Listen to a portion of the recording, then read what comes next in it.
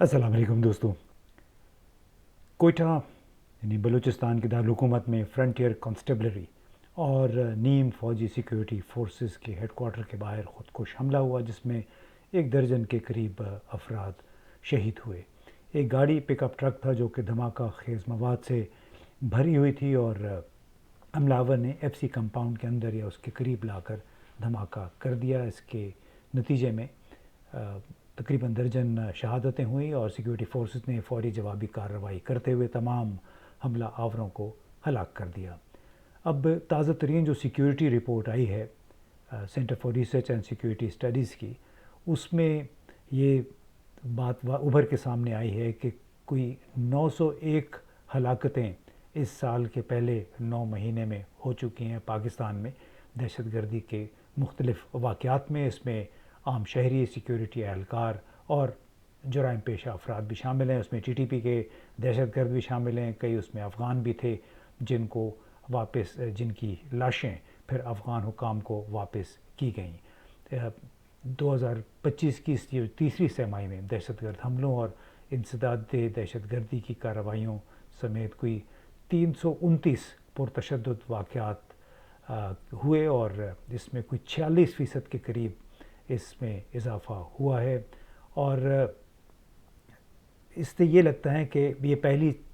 जो 9 महीने थे 2025 के, वो इतने ही जानलेवा हैं जितने गुज़िश्ता साल के पहले 9 महीने थे। मजमूई तौर पर 2546 हलाकतें या शहादतें हुई थी 2024 में, और लगता ये है कि इस साल ये नंबर आदाद शुमार इससे तजावुज़ कर जाएंगे। तो बहसीत मजमूई बहुत तशवीशनाक सूरत हाल है। और अगर हम पाकिस्तान में पुरतशद्दुद वाक़यात के ग्राफ पर नज़र डालें तो बहुत ही एक तशवीशनाक तस्वीर सामने आ रही है। दहशतगर्द खैबर पख्तूनख्वा से लेकर बलूचिस्तान तक मुख्तलिफ़ अहदाफ को निशाना बना रहे हैं और हमलों की शिद्दत और वुसअत में वाज़े इजाफ़ा देखने को मिला है। इसके बरक्स लगता है कि तमाम रियासती इदारों की तवज्जो का महवर बज़ाहिर तहरीक इंसाफ की क़यादत है और पार्टी के अंदर मज़ीद तक़सीम पैदा करना एक उनका लगता है कि मिशन है। बावजूद इसके कि बलूचिस्तान से लेके खैबर पख्तूनख्वा तक मुल्क दहशतगर्दी की लपेट में, जैसे कि हमने आदाद शुमार से बताया कि इस तिमाही के दौरान यानी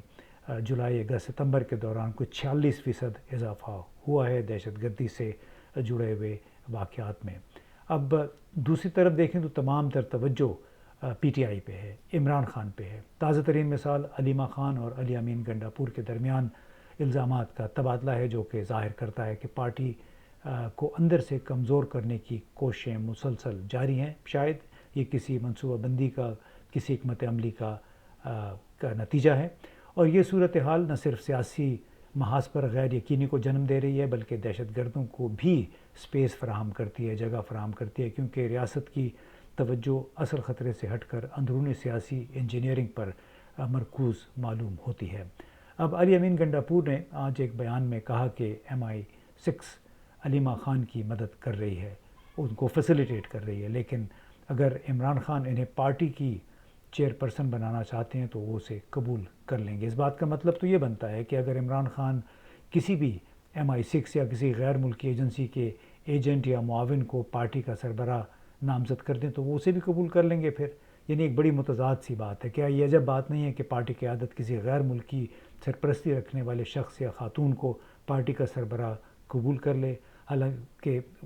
उन्होंने ये कहा कि जी इमरान खान के लिए हमारी जान हाजिर है, वो जो भी कहेंगे हम वो कबूल करेंगे। लेकिन बहरहाल पाकिस्तान कम्स फर्स्ट। अगर ऐसी ही बात है, उनकी बात पे अगर यकीन कर लिया जाए कि MI6 उनको फैसिलिटेट कर रही है। दूसरी तरफ हकीकत यह है कि इस वक्त MI6 हो या अमरीकी इस्टबलिशमेंट हो या पाकिस्तानी इस्टबलिशमेंट, वो सब एक ही पेज पे हैं, आपस में ताउन कर रहे हैं और मौजूदा निज़ाम को अमरीका और बरतानिया की बज़ाहिर भरपूर हिमायत हासिल है। तो फिर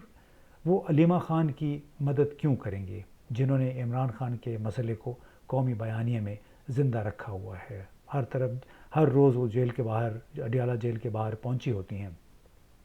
आखिर उसकी वजह क्या है? उनको क्या अली अमीन गंडापुर को शक हो गया है कि अलीमा खान को कोई ओहदा मिलने वाला है? लगता यह है कि آج چونکہ علی امین گنڈاپور کی عمران خان کے ساتھ طویل ملاقات ہوئی، اس میں انہیں شاید کوئی جھاڑ پڑی ہوگی عمران خان سے جس انداز کی وہ باتیں کر رہے ہیں، تو اس میں اس سے پہلے علیمہ خان نے بھی پریس کانفرنس کی تھی، اس میں کہا تھا کہ عمران خان کو علی امین گنڈاپور نے بتایا کہ ہم MI6 کے لیے کام کر رہے ہیں، ملک کے مفادات کے خلاف کام کر رہے ہیں، اور یہ کہ علیمہ خان بیرونی ممالک میں موجود کچھ یوٹیوب جرنلسٹ کے ساتھ مل کے علی امین گنڈاپور اور ان کے ساتھیوں کو بدنام کرنے کی کوشش کر رہے ہیں۔ ان کا تو علی امین گنڈاپور کا یہ کہنا تھا کہ علیمہ خان اور ان کے کچھ ساتھی اور یوٹیوبرز پارٹی کے اندر اختلافات پیدا کر رہے ہیں، لیکن ایک بڑی بات واضح ہے کہ جہاں تک علیمہ خان اور ان کی دو بہنوں کا تعلق ہے، وہ اپنے مشن کے حوالے سے انتہائی واضح ایک موقف اختیار کیے ہوئے ہیں، اور ان کا مشن ہے عمران خان کی رہائی۔ اب سوال یہ پیدا ہوتا ہے کہ علی امین گنڈاپور کو یہ کیسے معلوم ہوا کہ MI6 علیمہ خان کی مدد کر رہی ہے؟ اس طرح کے الزامات نوجوان بلوچ رہنما ڈاکٹر ماہرنگ بلوچ پر بھی لگائے جاتے رہے ہیں۔ حکومتی اہلکار اور وزیر اعلیٰ سرفراز بگٹی کئی دفعہ یہ کہہ چکے ہیں کہ بلوچ یکجہتی کمیٹی کو غیر ملکی فنڈنگ مل رہی ہے، لیکن اصل سوال یہ ہے کہ اگر پاکستان کے اندر تمام توجہ ایک جماعت پر مرکوز ہے تو غیر ملکی قوتوں کو کسی اور جماعت یا تحریک کو فنڈ کرنے کی ضرورت کیوں پیش آئے گی؟ کیونکہ ان کا اصل کام جو ہے وہ ملک کے اندر سیکیورٹی کو برقرار رکھنا ہے، اس کی بجائے اگر وہ محض PTI کو دبانے کی کوششوں میں مصروف ہیں تو پھر ملک میں دہشت گردی کو فروغ کیوں نہیں ملے گا؟ کیا جو علی امین گنڈاپور نے الزامات لگائے ہیں وہ داخلی سیاسی دباؤ کو کم کرنے کے لیے اور اختلافی آوازوں کو خاموش کرنے کا ذریعہ تو نہیں ہے؟ کیونکہ علی امین گنڈاپور پہ یہی الزام ہے کہ وہ اسٹیبلشمنٹ کے ساتھ مل کے کام کریں۔ ٹھیک ہے، بطور وزیر اعلیٰ ان کو راولپنڈی، اسلام آباد کے ساتھ مل کے کام کرنا ہوتا ہے، لیکن جو انہوں نے ویڈیو جاری کر دی ہے لگتا ہے کہ اس کو کافی جھاڑ پڑی، اور علیمہ خان کو وہ اپنے لیے ایک خطرہ سمجھتے ہیں، اور اسی وجہ سے اس نے پھر یہ سمجھا کہ ایک ویڈیو جاری کر دی جائے، حالانکہ ویڈیو جاری کرنے سے خود علی امین گنڈاپور کی اپنی سبکی ہوئی ہے، اپنی بدنامی ہوئی ہے، یہ خاموش بھی رہ سکتے تھے۔ یہ معاملہ پارٹی کے اندر جو سینئر حلقے ہیں انہی کے اندر اس کو حل کیا جا سکتا تھا، لیکن یہ ویڈیو جاری کر کے لگتا یہ ہے کہ علی امین گنڈاپور نے وہی کام کیا ہے جو کہ اسٹیبلشمنٹ، موجودہ حکمران، موجودہ حکومت کر رہی ہے، یعنی PTI کے اندر زیادہ سے زیادہ اختلافات تقسیم پیدا کرنے کی کوشش کی جائے تاکہ وہ اکٹھے نہ ہو سکیں اور مشترکہ ان کی متفقہ آواز نہ بن سکے۔ اب جہاں تک عمران خان کی رہائی کا تعلق ہے، ایک بات بڑی واضح ہے کہ اس کا تمام تر دار و مدار واشنگٹن پہ ہے، امریکی صدر ڈونلڈ ٹرمپ پہ ہے۔ اب ہو سکتا ہے کہ جو جتنا کام پاکستان سے لیا جا رہا ہے اس کے بدلے میں عمران خان کو کچھ ریلیف فراہم کر دیا جائے۔ جو خبریں آئی ہیں کہ ان کے لیے راولپنڈی میں قاسم مارکیٹ کے قریب کوئی سب جیل تیار کی گئی ہے، اور باقاعدہ کوئی 35-40 حکام کی نوٹیفیکیشن بھی ہو چکا ہے کہ ان کی کوئی وہاں تعیناتی ہوگی، اور یہ ہو سکتا ہے کسی ڈیل کا حصہ ہو۔ تو ممکن ہے کہ یہ ڈیل کے پہلے حصے کے طور پہ عمران خان کو اڈیالہ جیل سے نکال کر راولپنڈی کی ایک جو خصوصی جیل جو بنائی جا رہی ہے وہاں پہ منتقل کر دیا جائے، اور پھر اس کے بعد معاملات حل کرنے کی کوشش کی جائے۔ اور عین ممکن ہے کہ ڈونلڈ ٹرمپ مکمل طور پہ اس معاملے سے آنکھیں نہیں چرا سکتے، یعنی عمران خان مسلسل جیل میں ہیں، ان کے بہت سارے کانگریس مین، سینیٹرز اس بات کی ان کی نشاندہی کر چکے ہیں، ان کو یاد دہانی کرا چکے ہیں کہ عمران خان جیل میں ہے، ناجائز ان کے خلاف مقدمے بنے ہوئے ہیں، تو مکمل طور پہ چشم پوشی ڈونلڈ ٹرمپ کے لیے ممکن نہیں ہوگی، میرا اپنا یہ خیال ہے۔ باقی اب صورتحال کیا بنتی ہے آنے والے دنوں میں پتہ چلے گا کہ عمران خان کو اڈیالہ جیل سے کسی اور جگہ منتقل کیا جاتا ہے یا نہیں، اور یہ کہ کیا پارٹی کے اندر اس ایشو پہ جو اختلافات پیدا ہو گئے ہیں وہ ختم ہوں گے کہ نہیں، کیونکہ پارٹی اپنی بھرپور کوشش کر چکی ہے، اس کی کوششوں سے عمران خان نے باہر نہیں آنا ہے۔ اتنا خوف و ہراس پھیلا ہوا ہے کہ کوئی بھی اپنے کاروبار کا، اپنی زندگی کا خطرہ لینے کو تیار نہیں ہے، اور یہی ایک بہت بڑی رکاوٹ ہے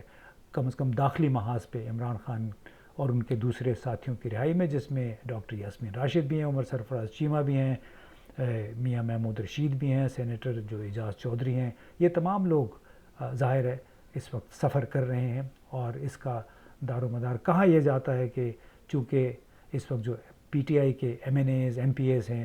انہوں نے میدان میں آنے سے انکار کیا ہے، گریز کر رہے ہیں، جس کی وجہ سے عمران خان کی رہائی کے لیے پریشر نہیں بنا ہے. لیکن میرا اپنا خیال ہے اگر پریشر بنے گا تو یہ باہر سے بنے گا، اور باہر کا پریشر جو ہے وہ ڈونلڈ ٹرمپ کے ذریعے آئے گا. وہ پریشر کیا رخ اختیار کرے گا اس کا بھی اندازہ لگانا مشکل ہے.